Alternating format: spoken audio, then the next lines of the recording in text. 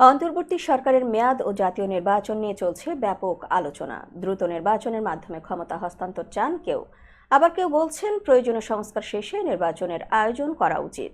Voice of আমেরিকার সাম্প্রতিক জরিপে জনগণের মতামত উঠে এসেছে। জরিপে অংশগ্রহণকারী 61.1% মানুষ মনে করেন আগামী 1 বছরের মধ্যে জাতীয় নির্বাচন অনুষ্ঠিত হওয়া উচিত। তবে 65.9% অংশগ্রহণকারী বলেছেন অন্তর্বর্তী সরকারের প্রয়োজনীয় সব সংস্কার শেষ করার পরই নির্বাচন হওয়া উচিত। জরুরি সংস্কার শেষ করেই নির্বাচন আয়োজনের পক্ষে মত দিয়েছেন 31.9%। অন্যান্য মতামতের মধ্যে 18.7% চান 2 থেকে 3 বছরের মধ্যে নির্বাচন, 8.6% চান 18 মাসের মধ্যে এবং 5.8% 4 বছর বা তার বেশি সময় পরে নির্বাচন চান।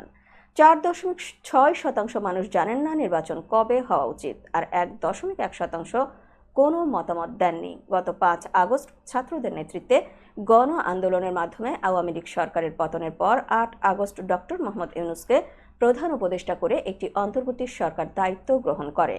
এই সরকারের কার্যক্রম নিয়ে জনগণের ভাবনা জানতে ভয়েস অব আমেরিকা অক্টোবরের 13 থেকে 27 তারিখে 8টি বিভাগে 1000 মানুষের উপর জরিপ চালায়। জরিপে শহরের 60.4% ও গ্রামের 61.4% মানুষ 1 বছরের মধ্যে নির্বাচন চান। পুরুষদের 57.3% ও নারীদের 65% একই মত দিয়েছেন।